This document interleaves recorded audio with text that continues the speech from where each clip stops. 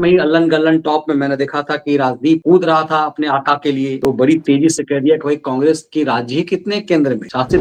और कन्नड़ की भाषा, ये बंगाली भाषी हैं, ये भी समझिए, ये बंगाल की भाषी हैं, ये कलकत्ता के रहने वाले हैं और इनको कन्नड़ ना बोलने के नाम पर इस कदर मारा है कि आप इनकी हालत देख रहे हो क्या है। और सिस्टम ने कोई कदम नहीं उठाया तो उनके पास मामले को अपने हाथों में लेने के अलावा कोई विकल्प नहीं बचेगा। और राहुल गांधी यही चाहता है। बात को दर्शक जरा समझें कि ये शांति दूत तो नहीं है कहीं, और इसी वजह से इसकी आइडेंटिटी डिस्क्लोज नहीं की जा रही, क्योंकि डीआरडीओ के नागरिक से बिला वजह इतनी घृणा, इतनी नफरत ये एक शांति दूत के अलावा दूसरा कोई नहीं कर सकता। ये तो बात हो गई सर, राहुल गांधी होते हैं तो मनोरंजन होता है, लेकिन कांग्रेस शासित राज्य इस देश के लिए तो बड़ा घातक होता जा रहा है। मजाक मजाक में ही अल्लन गल्लन टॉप में मैंने देखा था कि राजदीप कूद रहा था अपने आका के लिए, तो बड़ी तेजी से कह दिया कि भाई कांग्रेस की राज्य ही कितने केंद्र में शासित। ये 2-3 राज्य हैं, तब तो कांग्रेस का ये हाल है और तब तो ये उत्पात है। मुझे लग रहा है कि कर्नाटक में जो होता है वो उत्तर भारत के लोग जान नहीं पाते हैं। ये क्या दृश्य है कर्नाटक में कि अब तो आर्मी से लोगों के साथ भी ये दुर्दशा। हाँ मनीष जी, इस पर आपने रोके रहिए इसको। ये जो घटना हुई है इसका भी संबंध मैं राहुल गांधी की अमेरिका यात्रा से जोड़ के देख रहा हूँ। इस बात को जरा दर्शक समझें कि वो जब इतनी बड़ी घटना हुई है तो वो वास्तव में अमेरिका में बैठा ताकि उसके ऊपर कोई लांछन ना आ पाए, और वो बड़ा इस पे एकदम अपना हाथ पांव धो के बिल्कुल दूर खड़ा रहे कि मुझसे क्या मतलब। लेकिन ये कर्नाटक के अंदर ये जो घटना हुई है ये वास्तव में बहुत भयानक संकेत कर रही है कांग्रेस के इरादों की तरफ। और मैंने इस पे लिखा मनीष जी, दर्शक इसको जरा अभी आप इनके वीडियो भी सुनिएगा कि ताबड़तोड़ 90 से अधिक राजनीतिक पराजयों में से बुरी तरह हताश निराश राहुल गांधी ने धर्म, भाषा, जाति, समाज के आधार पर देश को तोड़ने का देशघाती धंधा दक्षिण से ही शुरू किया, लेकिन उसमें सफलता मिलती ना देख अब भाषा के नाम पर सैनिकों पर हमले की शुरुआत कांग्रेस शासित प्रदेश में कांग्रेसी संरक्षण में प्रारंभ की गई है, जिसका राक्षसी उदाहरण आज बेंगलुरु में तब सामने आया जब डीआरडीओ के साइंटिस्ट तथा एयरफोर्स में स्क्वाड्रन लीडर उनकी पत्नी पर भाषा के नाम पर खुलेआम हमला करके उनकी जान लेने की कोशिश की गई। यह उसी भयानक कांग्रेसी साजिश का हिस्सा है जिसके तहत देश के साथ ही साथ देश की फौज को भी बांट दिया जाए। राहुल गांधी के द्वारा लगाई गई वह आग अब भयावह हो गई है। अब मनीष जी पहले बता दूं, ये जो है ये डीआरडीओ के साइंटिस्ट हैं जिनकी आप फोटो देख रहे हो। अभी दो वीडियो इन्होंने स्वयं अपने उस पर डाले हैं कि इनको आज जो है एक तरह से इनकी जान लेने की कोशिश की एक लफंगे ने। और कन्नड़ की भाषा, ये बंगाली भाषी हैं, ये भी समझिए, ये बंगाल की भाषी हैं, ये कलकत्ता के रहने वाले हैं और इनको कन्नड़ ना बोलने के नाम पर इस कदर मारा है कि आप इनकी हालत देख रहे हो क्या है। और इनके साथ इनकी स्क्वाड्रन लीडर पत्नी भी इनके साथ थी, तो उस पर भी हमला किया। वो बच गए, को आर्मी की अफसर है। और इनका अभी आप बयान सुनिएगा मनीष जी, तो ये बता रहे हैं कि वहां पे सब लोग जितने थे वो सब लोग उसी लफंगे के साथ थे और एक तरह से कोई सपोर्ट नहीं मिला। और मनीष कि इसमें एक बात उन्होंने और बताई है कि जब ये पुलिस के पास गए, मैं क्यों इसको कांग्रेसी साजिश कह रहा हूँ, तो पुलिस ने भी कोई रिस्पांस नहीं दिया। अब सुनवाइए जरा इसको, फिर आगे हम लोग बात करते हैं। So I think something will be done by all the authorities within the correct legal measures. I have the number, vehicle number of that person, and I hope all the things. I have lost so many things. The locals, I don't know, one of my phones and one of my keys. I'll check, but that's not the main thing. Main thing is my wife and kid who are there alone in Bangalore. Thank you. ये तो उनकी जब ये जो तत्काल मारा था उसी समय उन्होंने वीडियो बनाया है, ये भी सुनवा दीजिए। अगर phase 1 today morning my wife is driving me to the airport. I'm right now in the airport.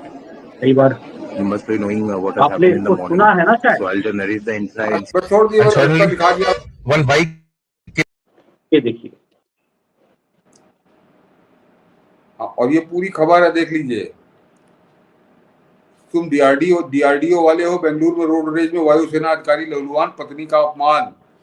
ये कर्म किए हैं कि रक्षा अनुसंधान विकास संगठन के विंग कमांडर ने बेंगलुरु में रोड रेज की घटना का सामना करने के बाद सोशल मीडिया पर एक वीडियो पोस्ट, ये विंग कमांडर है, इनकी पत्नी स्क्वाड्रन लीडर है, कि पोस्ट किया। वीडियो में उन्होंने बताया कि उन्हें और उनकी पत्नी जो कि एक स्क्वाड्रन लीडर हैं को कन्नड़ में अपशब्द कहे गए और कमांडर पर हमला किया गया, जिससे उनके चेहरे और गर्दन पर गंभीर चोटें आई।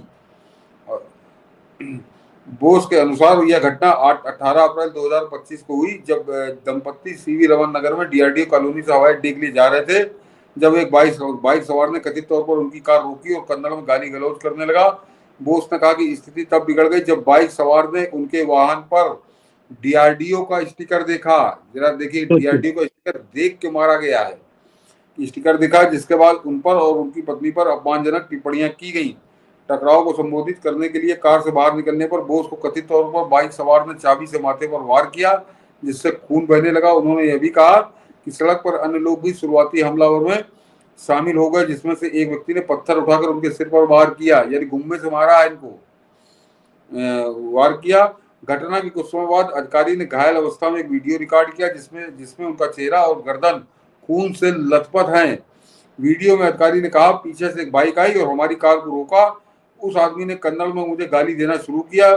जब उन्होंने मेरी कार पर डीआरडीओ का स्टिकर देखा और कहा तुम डीआरडीओ के लोग हो, तो उन्होंने मेरी पत्नी को भी गाली दी। जैसे ही मैं अपनी कार से बाहर निकला, बाइक सवार ने मेरे माथे पर चाबी मार दी और खून बहने लगा। वीडियो पोस्ट करने के कुछ घंटों बाद बोस ने एक और वीडियो अपलोड किया, जिसमें वो पट्टियों में दिखाई दिए। अधिकारी ने अपनी पिछली पोस्ट में कही गई बातों को दोहराया और अधिक जानकारी दी। उन्होंने वीडियो को भावनात्मक अपील के साथ समाप्त किया। उन्होंने शांत रहने के लिए ईश्वरीय शक्ति मांगी, साथ ही उन्होंने चेतावनी दी। अब ये चेतावनी जरा दर्शक सुन लें। उन्होंने चेतावनी दी कि अगर सिस्टम ने कोई कदम नहीं उठाया तो उनके पास मामले को अपने हाथों में लेने के अलावा कोई विकल्प नहीं बचेगा। और राहुल गांधी यही चाहता है, इस बात को दर्शक जरा समझें, ये यही चाहता है कि मिलिट्री हथियार उठा ले इस देश के अंदर गृह युद्ध पैदा हो जाए, तो कांग्रेसी सरकार अपने गुंडे उतार रही है। और उन्होंने पहचान कर चिन्हित कर क्योंकि ये डीआरडीओ के विंग कमांडर हैं, तो डीआरडीओ के जैसे कहा कि तुम डीआरडीओ को, उसके बाद उनको और उनकी पत्नी को दोनों की जान लेने की कोशिश की कांग्रेसी गुंडों ने। और इन्होंने अपने बहुत खुलकर बताया है कि पुलिस के पास जब मैं गया तो पुलिस ने कोई रिस्पांस नहीं दिया। तो पुलिस ने क्यों रिस्पांस नहीं दिया? क्योंकि सरकार के गुंडे थे ये। और मनीष जी जरा इसके नीचे वाले ट्वीट पे आ जाइए।